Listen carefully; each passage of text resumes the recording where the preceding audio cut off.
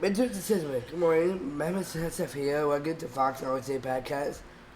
Good to see you all. My name is Seth, and Mike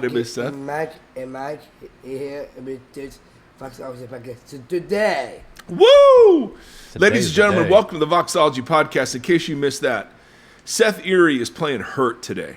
Guys, you don't even know how significantly Seth is down. So he woke up this morning. He said, Dad, no podcast today. Seth has a cold. And in spite of that, ladies and gentlemen, Seth Erre put his shirt on. Yeah, he did. His karatica shirt, his house shirt from school. Yeah. And he showed up playing hurt. Seth, tell us all about Thanksgiving, bro. Oh, and there's Big Nate. Big Nate's home. Hannah's home. The whole crew's home. It's chaos. It is absolute chaos. Just pure chaos. Yeah, absolute chaos. Yep. Nate Erre on the house. Nate Erre on the house. Yes. That's right. Seth, tell us a little bit about Thanksgiving. Thanksgiving's good. It was good. Tomatoes.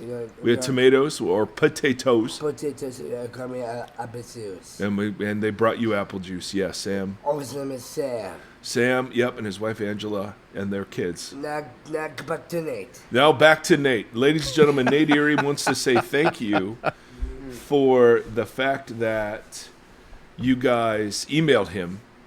And go ahead, Nate. You want to say anything? Yeah. I just want to give a shout out to Uncle Brad. Wow. First of all, but then second of all, wait, let me come on this side. Wow.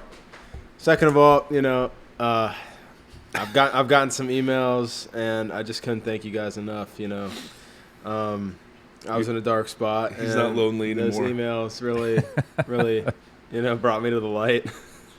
Wow. That's what we do here. I just want to thank you guys. That's what we do. That's right. That's what we do. That's all I got. Nice. Ladies and gentlemen, we hope you had a wonderful and happy Thanksgiving. Tim, tell us about, this is the first time I've seen Tim since Thanksgiving. So, Tim, tell us about your holiday. My daughter got lice again, so we spent there the day it doing was, that. ladies and gentlemen. There it was. We spent the day in isolation. Okay. There's like a super awesome. lice breakout going on in this area, and it's very fun. So you literally had nobody over. Correct. You just said, let's share a meal with the lice. We made tacos. Okay. I really thought that this was going to be an uplifting conversation. You know what, though? Yesterday was Black Friday, and True. we got up and packed up a bunch of food, and we drove up to Truckee, which is right below Tahoe, and just a beautiful area, and we hiked through some abandoned train tunnels, which had big icicles and huge piles of ice, and which is so much fun. And then we went to our favorite sushi restaurant in Truckee and had dinner, and then drove home and hit the hot tub. Well, so yesterday was a great day. My parents have a hot tub, so we were like, it was very cold in Truckee, surprisingly cold. Yeah. And we weren't dressed for it. So on the way home, we were like, let's go dip. So of the 2 days, you had one good day. Yeah. Yeah. We just had to push it one day. But push it one day. Sushi. Yeah, come on, people do that all the time. That's right. Thanksgiving is a state of mind. It's not a day. That's what I'm talking about. It's like Halloween in that respect. Ladies and gentlemen, we're so glad that you are tuning in. Again, we're surprised anyone does. We got a number of emails from our last episode. Just a little. I was kind of like, I was in a revelation rut. And I told Tim, I'm like, I need to talk about just something else. So disappointment with God seemed appropriate. And then evidently there are a whole bunch of you wrestling with similar things. I got my fan on. Let me turn off your fan, man. Yeah, ladies and gentlemen, we are exactly 55 minutes away from the start of the Ohio State-Michigan game. That's why this is going to be a really tight podcast. We didn't record on Friday. We're recording on Saturday, right before the biggest game of the year, at least if you're an Ohio State or Michigan fan. But we got some great emails. And so I wanted to read a couple, and that will take us into our topic for today. The first one is from someone in New Jersey. Guys, happy Thanksgiving. Your podcast has been instrumental in illuminating the kind of gospel I've been searching for, the Jesus way. Thank you for delivering that message on so many topics. I've been thinking about your recent podcast segment where you were discussing being disappointed with God and all the brands of prosperity. Or appointed by God, which, in Jeremiah's case was the same thing. There you go. I've been thinking about your recent podcast where you were discussing being disappointed with God and all the brands of prosperity gospel we have come to expect from God with our perceived faithfulness. Prosperity economics, prosperity sex, prosperity marriage, prosperity children, prosperity jobs, and so many more. That's so well said. Mm-hmm. That's absolutely right. Your discussion continues to remind me that we can do everything right and still have a really hard life. Right, that sucks. I have 2 adopted kids along with my 3 biological kids, and there was some part of me that thought, even though they were traumatized, everything would be fine once they were officially in my nice Christian family. Nope, in all caps. Trauma has a way of infiltrating and causing chaos to so many aspects of life every day, even years later. Yep. Man, that really speaks to, there was a big push to, adopt kids out of the foster care system about a decade ago, and which is a wonderful and godly and holy and beautiful thing. But I don't know that we represented the potential harm or not harm, but difficulty. Yeah. Well, we have just a number of friends who have had very, very hard experiences in the midst of that. Not one of them regrets doing it. Right. But I don't know that they were prepared for how hard this was going to be. So I resonate a little bit with that. The point he says I'm getting to, and one of my questions centers around one of the ways that I absorbed this prosperity message was through the praise and worship songs I sing each Sunday. The message is always that God is good and everything always works out. The name of the Lord is my strong tower. The righteous run into it, they are saved. And then he says, are they? Not usually from where I stand. I can't reconcile so many songs with my lived reality and the reality of so many I know. Is it blasphemous to suggest that even though some of the Psalms can be head-scratchers, the troubles are hardly lifted, the enemies never slain? The only way out seems to be through. The human condition can be filled with so much suffering and sorrow. Do you have any thoughts about our usual worship songs in this regard? Do they portray God and the Christian life rightly? And Tim's very clear answer on this is... Absolutely. No. Not. It's not. Yeah. No, and so Tim, as a worship leader, and then I have a dear friend named Tim that I work with at this church in Tennessee. We're having to write our own songs. Yeah, which is awesome. Because we have just a talented crew, but we're not satisfied. Like the emotional range of the predominant worship songs right now is so narrow. Yeah.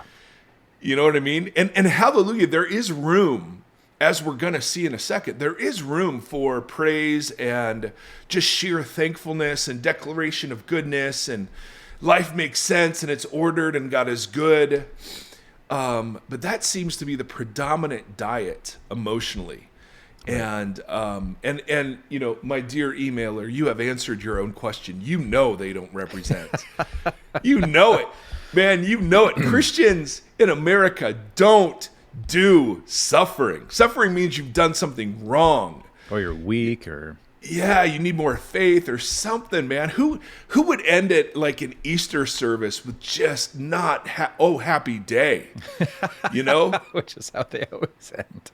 Totally. I mean, come on. Of course, it all works out in the end. And while that sentiment, yes, it's true, the Bible never rushes us to push through our grief and sorrow to get there. But Christians do. And our church gatherings reflect a shiny, happy faith that does not match the vast majority of our lived experience. Yeah. You agree with that? I do very much. So I actually put together some content about this. Oh, yeah, you did. Oh, yeah. Tim was like, dude, you need to check out the emails this week. So I checked them out and I was like, ooh, we need to do something on this. So your answer is coming, but it's going to come in tandem with another answer to another email. Holy moly. I know. We have so many great people. So this person has given us permission to read this. So did the other one. He gave us permission in the email. But I asked specifically for this one. He said, first, listening to the podcast has been keeping my faith afloat. But the main reason I'm reaching out is because I don't know who else to come to with my question. I don't feel like I can be real and open with people in my life, maybe even in my church community. I just feel so broken all the time and so tired. I struggle daily with my relationship with God, and at times I'm angry and want nothing to do with Him.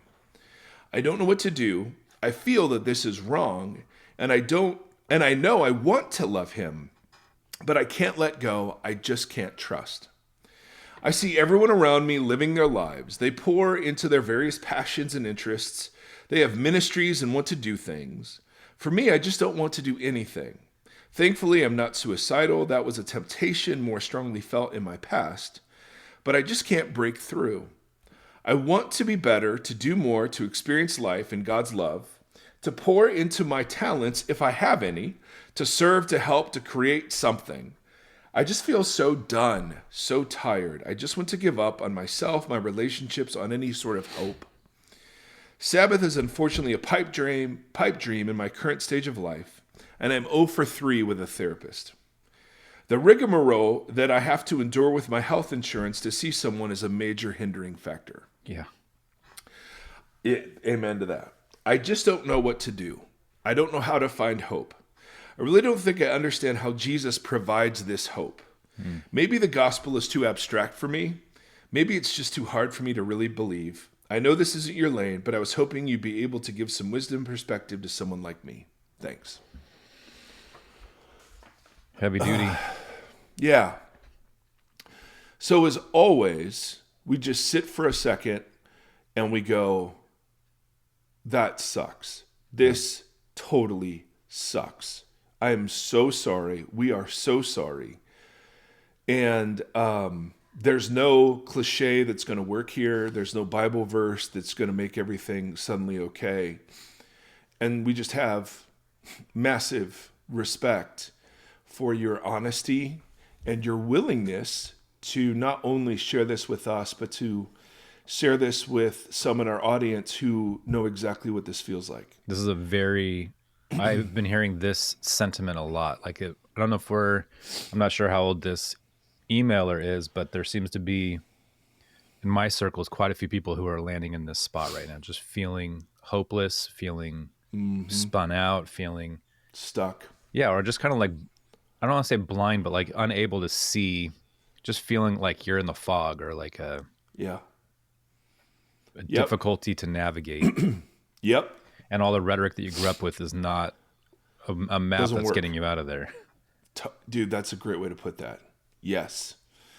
So what I wanted to do was to take the idea of how modern Christianity, at least in my experience, not everywhere, in Tim and I's kind of small subculture experience, how we sort of keep Christianity wrapped in a pretty red bow, and talk, how do you express faith and give hope to people who feel absolutely hopeless and who have tried therapy. I mean, man, it is so hard to find a good therapist. Absolutely. And the insurance stuff is awful. Yeah. I totally get that. So I'd love to do a bit of talking that isn't designed in any way, shape, or form to fix, because there is no fixing. Yeah. There's nothing that we're going to say that's going to be like, oh yeah, okay, this is how it works now. All the mysteries are gone and all the problems are solved. Both Tim and I have been in this dark space. I've had to preach, and I've been just sobbing, behind the stage before I have to go up, just going, how in the world am I ever going to do this? I don't even believe this. So, the biggest thing and the gratitude for us is thank you that you give words to something a lot of us are feeling. And the reason I wanted to read it was so that everyone else would know they're not alone, because I think, as Tim said, there are a whole bunch of us. So I want to do a little bit of Bible stuff, and then and the goal is not fixing. The goal is to give us a set of categories that then we'll use to talk about this. All right? Nice. So one of my favorite Psalms is Psalm 88. I'm going to read it in its entirety. Lord, you are the God who saves me. Day and night I cry out to you. It's a strong start. May my prayer come before you. Turn your ear to my cry. Absolutely resonate with that. I am overwhelmed with troubles, and my life draws near to death. I am counted among those who go to the pit. Now, the pit here represents Sheol, or death. I am like one without strength. I am set apart with the dead, like the slain who lie in the grave, who you remember no more, who are cut off from your care. And then there's a dark turn. You have put me in the lowest pit, in the darkest depths. Your wrath lies heavily on me. You have overtaken me with all your waves. You have taken me from my closest friends and have made me repulsive to them. I am confined and cannot escape. My eyes are dim with grief. I call to you, Lord, every day. I spread out my hands to you. Do you show your wonders to those who are dead? Do their spirits rise up and praise you? And the expected answer here is no, of course not. Is your love declared in the grave? Is your faithfulness declared in destruction? Are your wonders known in the place of darkness, or your righteous deeds in the land of oblivion? He's saying, why do you have me here among people who cannot appreciate you? Are your wonder, or he says, but I cry to you for help, Lord. In the morning, my prayer comes before you. Why, Lord, do you reject me and hide your face from me? From my youth, I have suffered and have been close to death. I have borne your terrors and am in despair. Your wrath has swept over me. Your terrors have destroyed me. All day long, they surround me like a flood. They have completely engulfed me. You have taken from me friend and neighbor. Darkness is my only friend. And then it ends. God never speaks. There's no pretty red bow. There's no answer. There's no explanation. God is the one who's blamed and to be considered at fault, and God never responds. Or one of my other favorites, Psalm 137. To set the stage for Psalm 137, this is written after the destruction of Jerusalem. Jerusalem, as you know, was considered the center of the universe by the Israelites. It was the proof that they were God's chosen people because Yahweh dwelt there. He made his abode there. And so what you had are festivals, yearly festivals, where hundreds of thousands would converge on Jerusalem, and they would sing psalms of ascent, because Jerusalem was up on a plateau. So as you were climbing up the plateau, you would sing these psalms. And every day at the temple, there would be lute players and lyre players and musicians that would be singing songs. And I mean, it was just this festival for the senses. And so Jerusalem gets destroyed, and we literally have no category. I mean, Independence Day, that movie when they destroyed the White House, in a silly way, that was as close as we've ever come. I mean, we just have no conception of what the destruction of the temple was like. And you had all of these trained musicians who were now among the cast-offs and the exiles to Babylon. And what Babylon did is they destroyed the city, and then they just took the best and the brightest. If you were an artist, if you were an intellectual, if you were a young man or woman, they took you. Often they castrated the men. They gave them the names of foreign gods. And they raised them in the Babylonian courts. And this psalm is literally the psalm that I think of. This first line, it says, Psalm 137, by the rivers of Babylon we sat and wept when we remembered Zion, Jerusalem. There on the poplars, we hung our harps. Man, I get chills. By the rivers of Babylon, we sat and wept. There on the poplars, we hung our harps. For there our captors asked us for songs, and our tormentors demanded songs of joy. Sing us one of the songs of Jerusalem, they would say.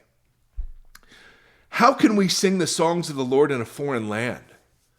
If I forget you, Jerusalem, may my right hand forget its skill. May my tongue cling to the roof of my mouth if I do not remember you. If I do not consider Jerusalem my highest joy. Remember, Lord, what the Edomites did on the day Jerusalem fell. Tear it down, they cried. Tear it down to its foundations. Daughter Babylon, doomed to destruction, happy is the one who repays you according to what you have done to us. Happy is the one who seizes your infants and dashes them on the rocks. And scene.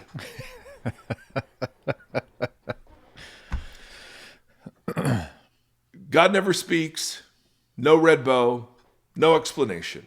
Now, there has been a lot of discussion about why it is that in some of the prophetic literature, Habakkuk, the book of Lamentations, and certainly in the Psalm literature, there are so many of these protest psalms or songs. Yeah.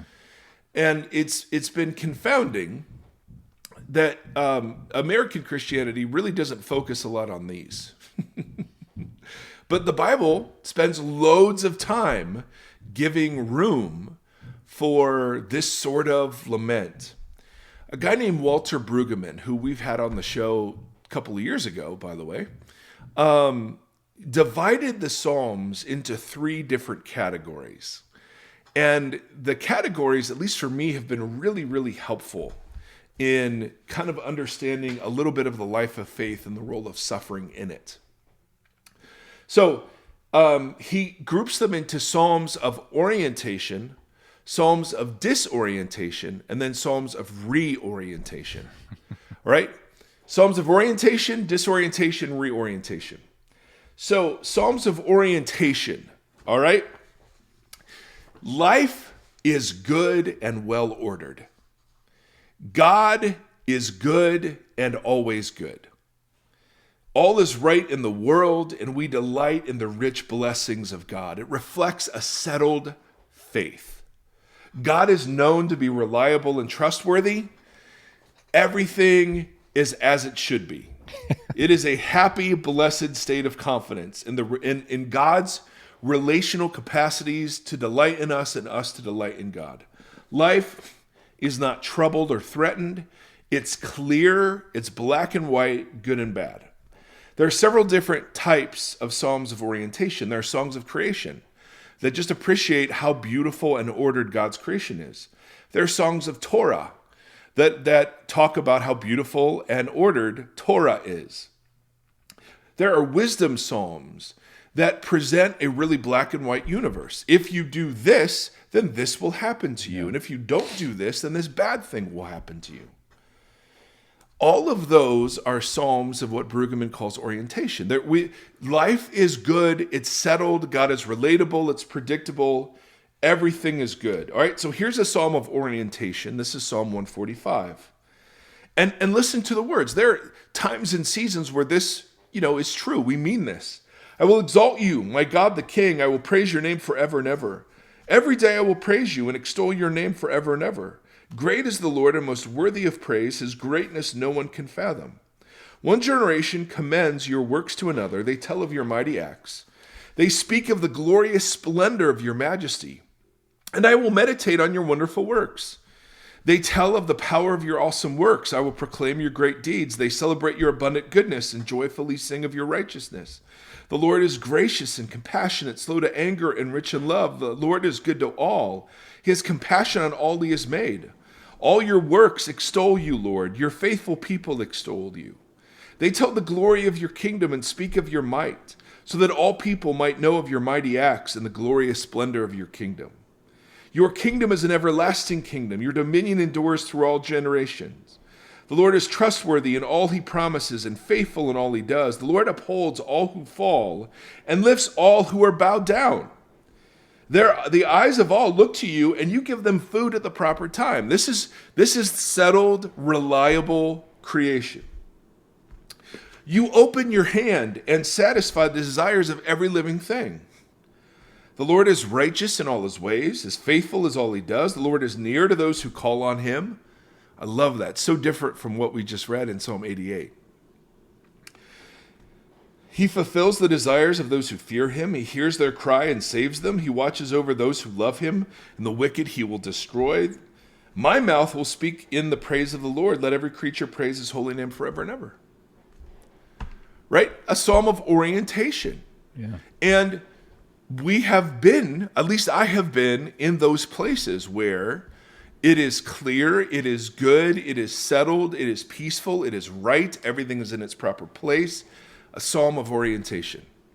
And these are legit. Like, there's nothing bad about seeing the world this way and feeling the world this way. Right. Then he introduces psalms of disorientation. We've already met two of them. Yeah. Psalm 88, Psalm 137. Here's just a short one, Psalm 13.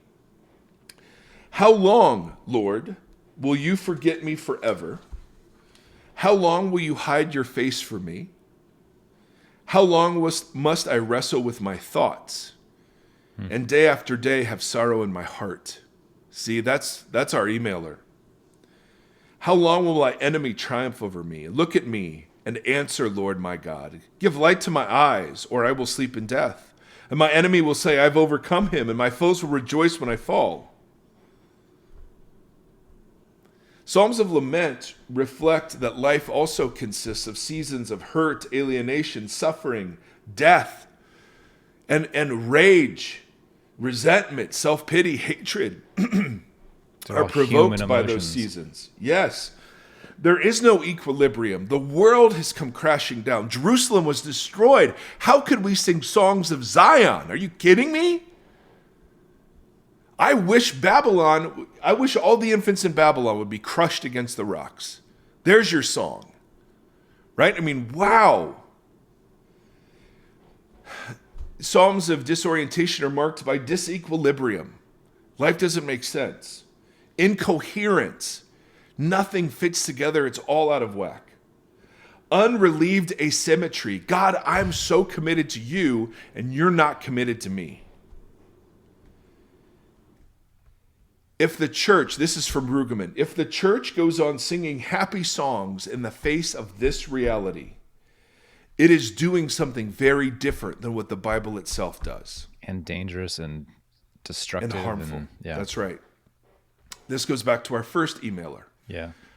Our worship should reflect the worship of the entire people of God, not consumer, individualistic, therapeutic, prosperous, Americanized Christianity.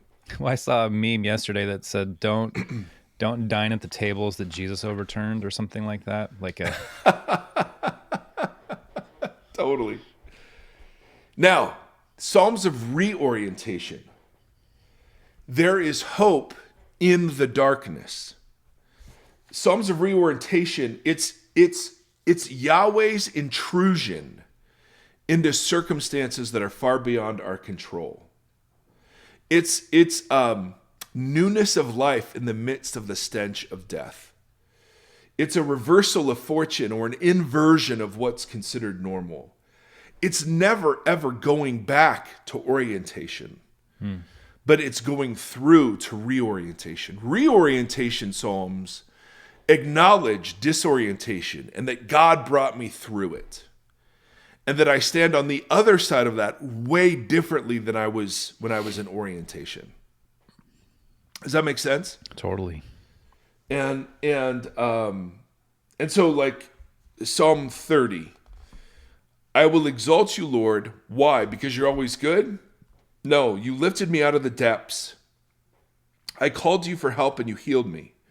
You brought me up from the realm of the dead and you spared me from going to the pit. His anger lasts only a moment, but his favor lasts a nighttime. When I felt secure, I said, I will never be shaken.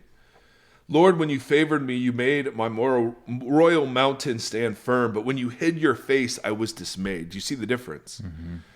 Like, God, I was in orientation, and you, like, everything worked. And then you hid your face from me, and I was dismayed.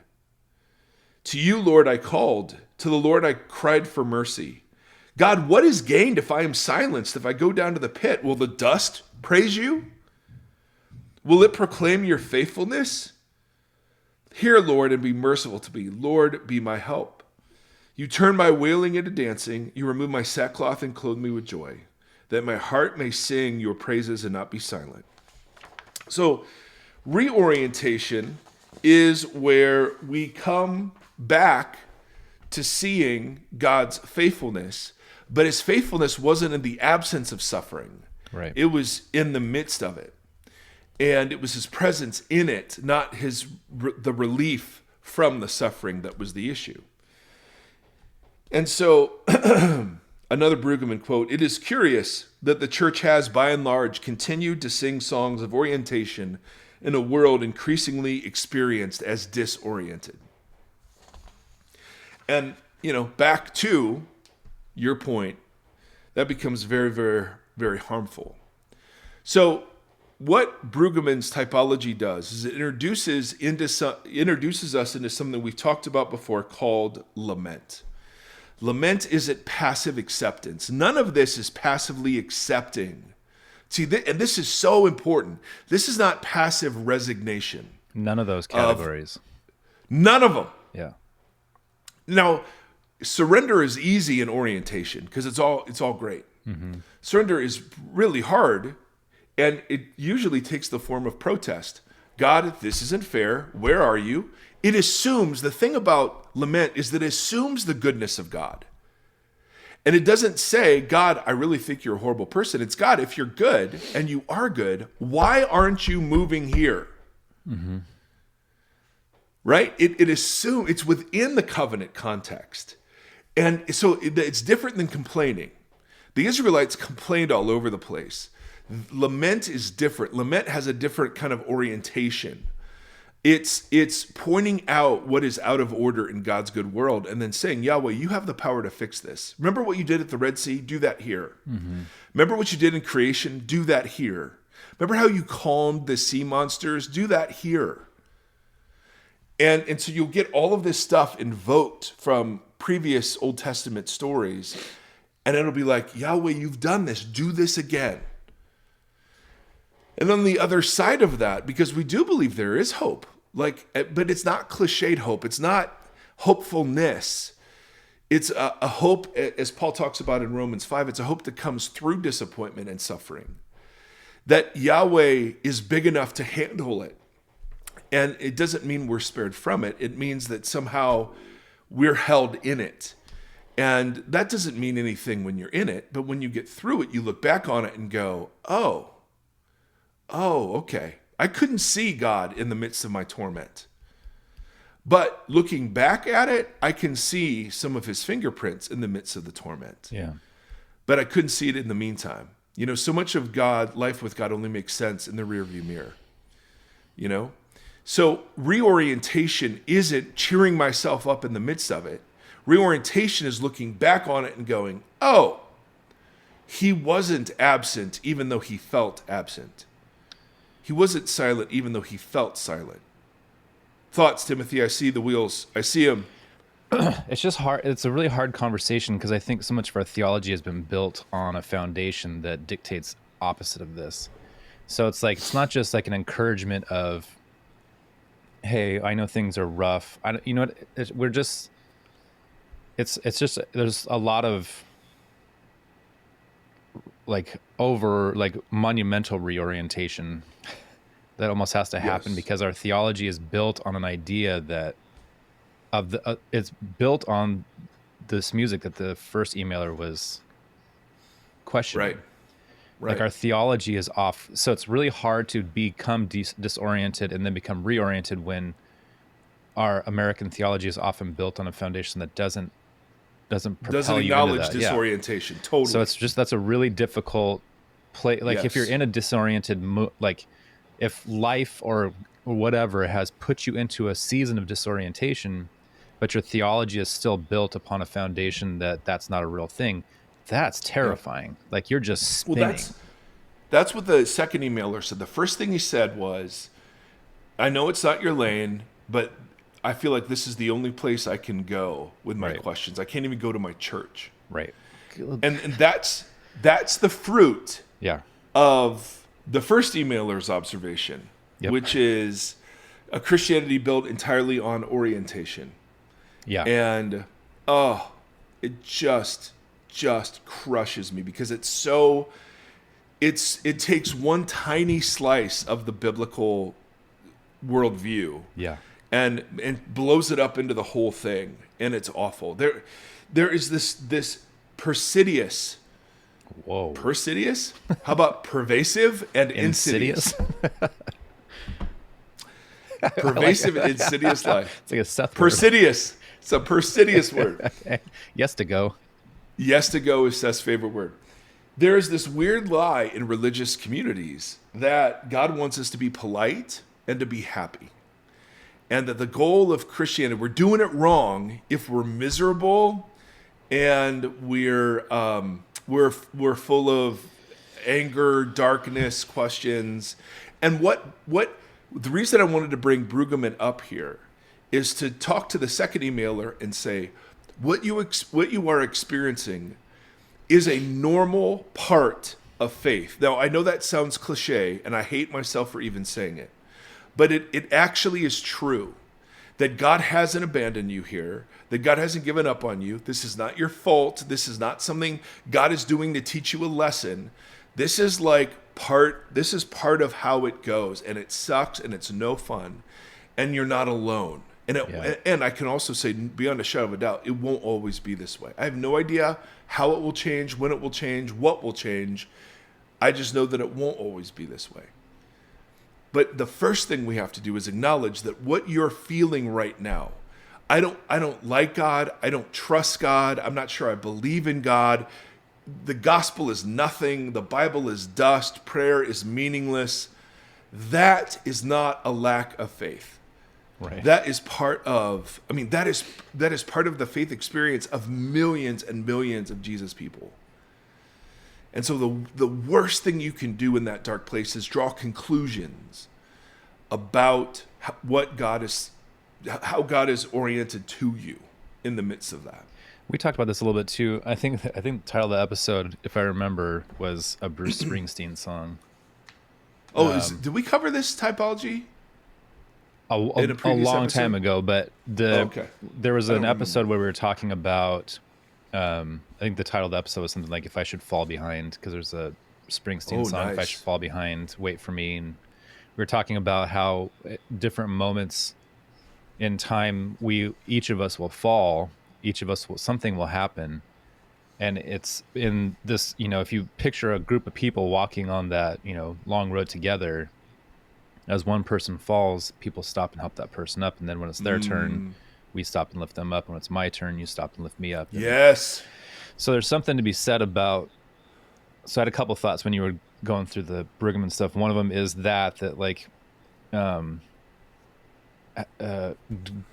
doing disorientation in community is doing disorientation on your own from experience can be just the wrong way to approach it, because you just end up in a hole by yourself in the dark and the cold, wondering why it's so dark and cold, but with no one to experience that with or to work it through with. And so the wisdom of just having peers around you that can, lament with you, that can cry with you, that can do all the kind of things that are human responses, to do it with you while helping to move forward or whatever. And I know that can also be hard if you can't find community, and that's been a lament that we've gotten in a lot of emails from people, is I can't find a community. Do you know a community in this area? I can't find a church that isn't doing this old version of things that isn't helpful, which is why we were trying to do the community groups and that kind of stuff. Is I would just encourage you to find like fellow journey people that can march in the dark with you, because it's just too hard on your own. You just can't. Yeah. You just can't do it on your own. And this is coming from the introverted introvert who wants to do everything on their own. Like, if anyone has ever wanted to just be by themselves and do things on their own, it's me. And so it's been a very hard lesson for me to learn that I need people around me. The other thing I was thinking about is, like, how often does the Bible talk about intent within worship, like in Amos or in Corinthians, where, just like you're a banging gong or your songs mean nothing to me. There's this idea of intent within why we do what we do, why we sing what we sing, why we gather together. I think that applies in orientation. I think that applies in the really good times when why are we singing the songs that we're singing? Is it because we think that there's this big white-haired, white-bearded person in the clouds that needs us to just continue to sing praises, like his batteries are low and he needs to be recharged by our praises? Or is there something more to it? Does he need our praises, or are we praising because of something? And what's the intent behind that? But the same thing with the Lamentations, like the sitting by the river in Babylon, which is so funny that song was made most famous by Sublime. Oh, really? Yeah, they have it on 40 Ounce to Freedom. They sing that song. It's an older, there's an older reggae band that kind of did it first, but Sublime popped it. So it's such a funny correlation, but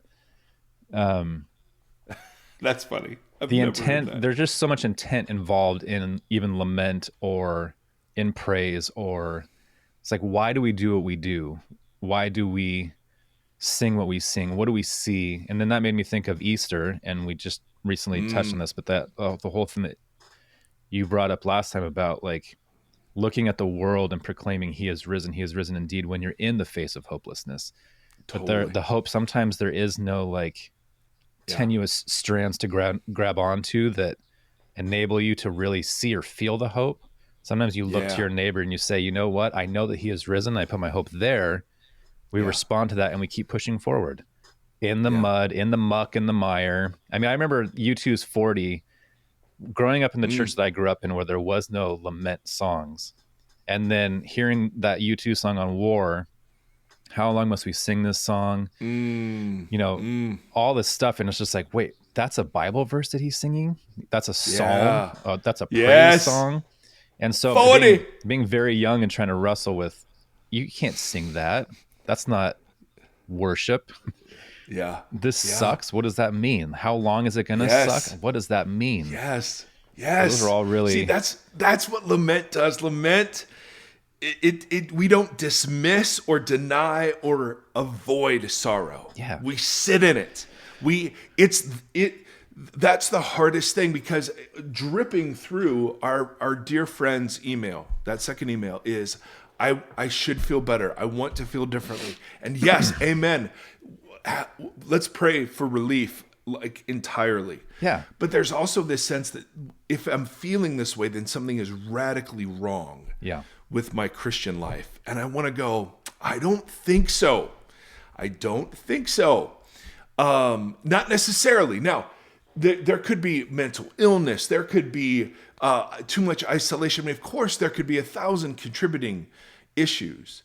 And if we were sitting together talking about this, I would just want to ask all sorts of other questions, and not to diagnose or fix, but just to hear and see you. And that's the community aspect of this. Well, bro, so my favorite part of the Chronicles of Narnia. I'm gonna hit this, or it's hit Eustace, you with this. Not Edmund. It's Eustace, not Edmund. Yeah, bro. Don't listen. You got to get your facts straight, Tim, and so many things.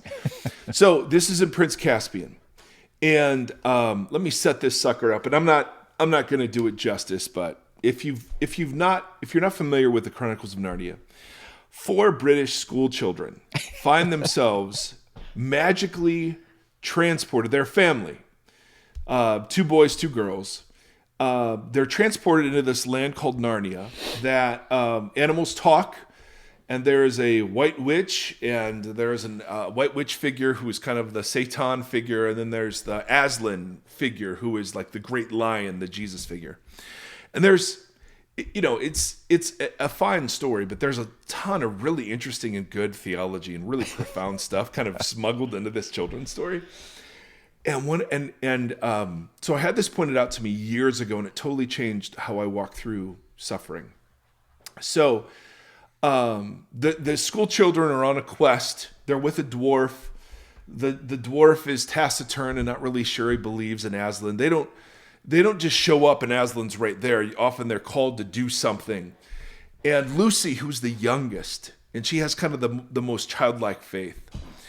They're at the top of a hill, and there are two paths. There's a path that goes down and looks easy, and there's a path that goes up and looks very difficult.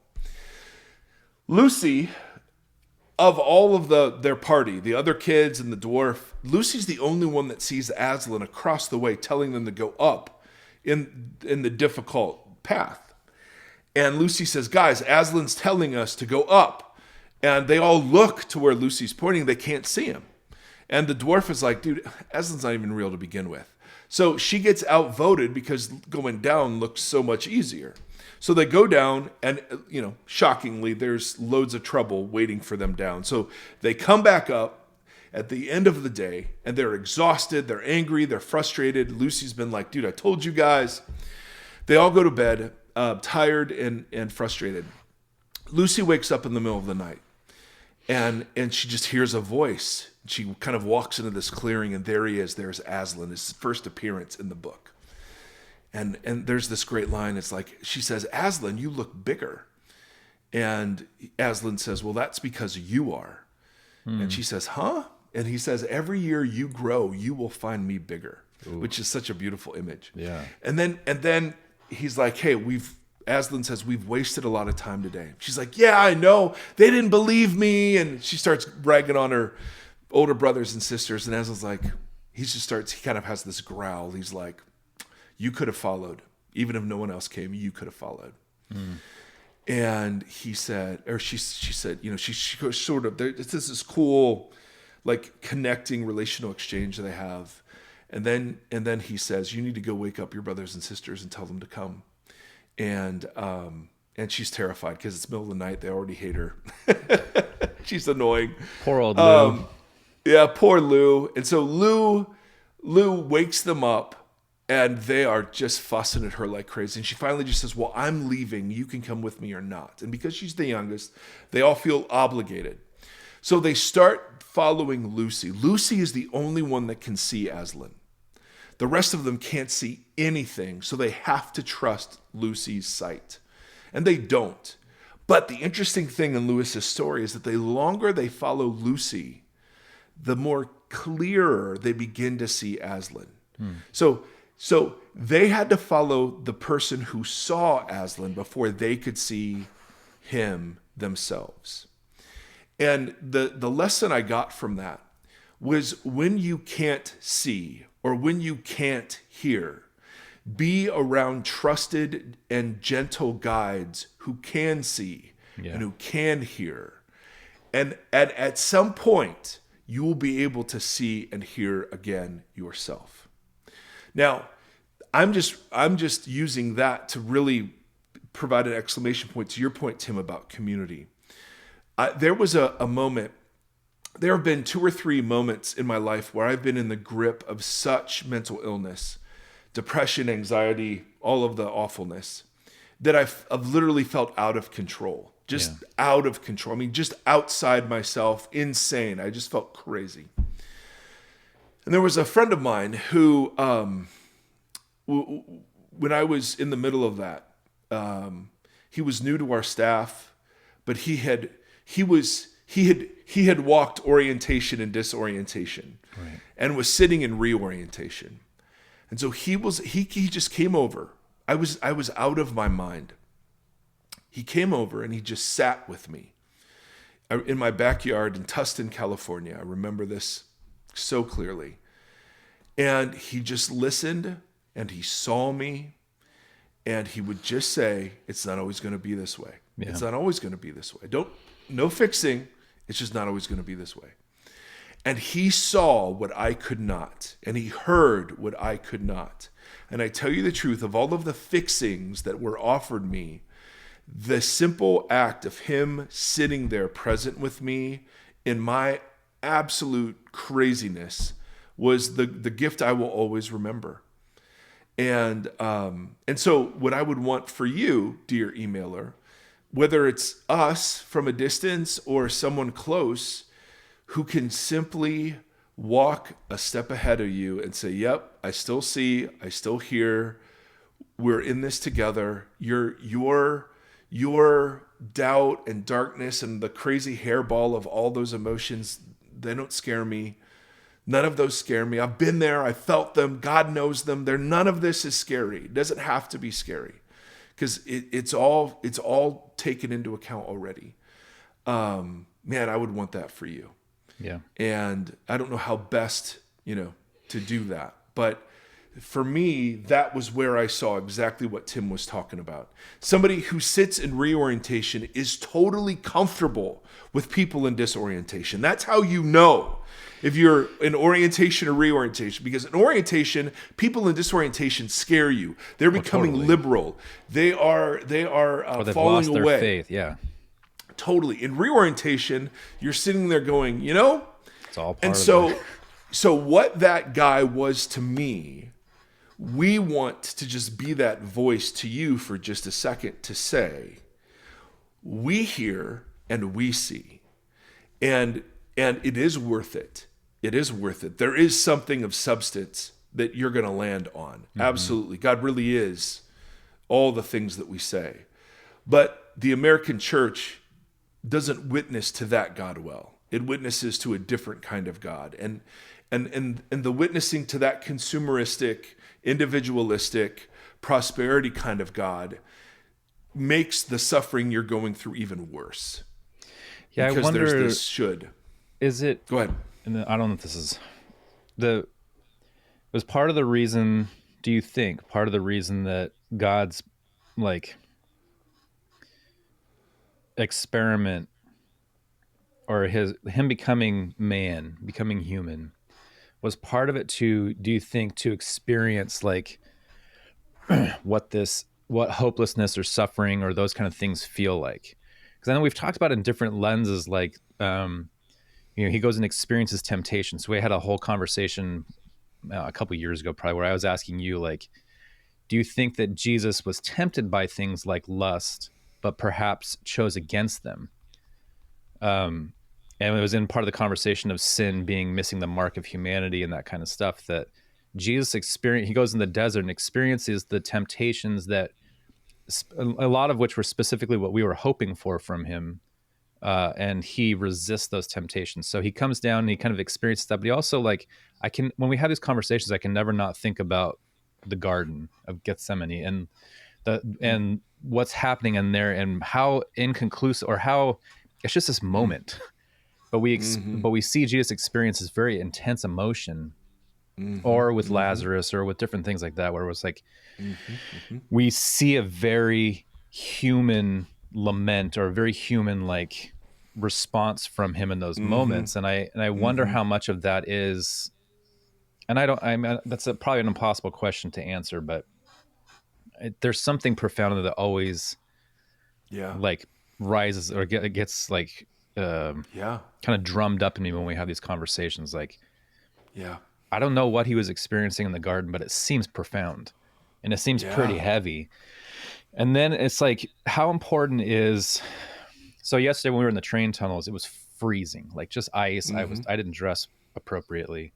I was cold. I was worried we were going to miss our dinner reservation when they opened. And so I was not fully experiencing kind of what we were doing.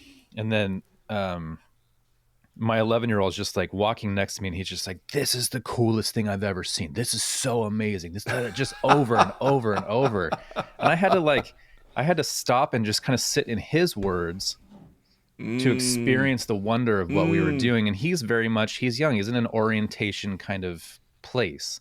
There's a lot of wonder and intrigue and that kind of stuff. And I've often lost that. So I wonder how sometimes important that daisy chain is in a community of people, from orientation to reorientation, to remember what disorientation is like, and that it's important. And that there are real things in there that uproot you from a place that is maybe not whole. Or, Ooh! Yeah? And then that's so good. It's important for us to kind of have that chain all the way through, but that only can happen when you're surrounded by other people that are in those different places. And yes. Yeah, Seth is that to me. I love that. Elliot, bro. Bro. Seth is that. Absolutely. There's not a bit of disorientation to that boy at all, except where are my chicken nuggets? Which is real. Dude, the struggle is real. Absolutely. Yes. And again, when you're in disorientation, you usually can't stand people in orientation. So one of the ways that you know you're in reorientation is that you're gracious with both. Yeah. And you realize you need both. Yeah. You know what I mean? It's not that you've arrived at all. It's that there's room in your emotional space for each. Yeah. You know? One last thing. If you search for it, and we've had this conversation in different contexts. I think I asked both Gombis and Caitlin Chess when they were on about like, how do you see the Spirit move? And it was often through looking at marginalized communities. There is music coming out of a lot of marginalized communities that you can find. I was collecting stuff on a playlist that I was calling Broken Worship. And it'll be from the LGBTQ community. It'll be from communities of color, different communities that have been marginalized. There's music coming out of there that's not empty rhetoric, empty praise. It's rooted in struggle. It's rooted in justice. It's rooted in lament and asking hard questions, but still seeking within that kind of stuff. Like, I've been shunned. I've been put out. I've been made less than. I've been made othered. I've been othered by your children. But still I'm looking to you. So there is music out there that is reflecting this conversation. Yes. You just got to dig a little bit. And it's not as like big and bombastic and like, which is why I just did that waving my arms. And makes me think of those like parking lot things. Like that's what worship is, like this empty air-filled. And there's a place, and there is such a place. There is, but like, that intent, right? We don't want to despise that. Yes. We don't want to despise that. We don't want to be the two old Muppets up there yelling at the kids. Love those guys though. I know, those are the best guys. Anyway, all right, brothers and sisters, game time in 2 minutes. I may be oriented or disoriented depending on how the next 3 hours goes. Yeah, that's why we're recording this beforehand. I'm going mini golfing, so I will only be oriented. Oh, perfect. Mini golfing is so good. But listen, especially to that second emailer, Jeremy. We call all of our male names Jeremy. Would love your thoughts. If you want to email back and let us know how this hits you or any other thoughts you have, whether you want them shared or not, is immaterial. We'd love your thoughts to our thoughts, because love for this to be more than just even if we can't respond to every email, we've been reading every email. Yeah. We love you guys. Anyway, till next time, friends. Go Bucks.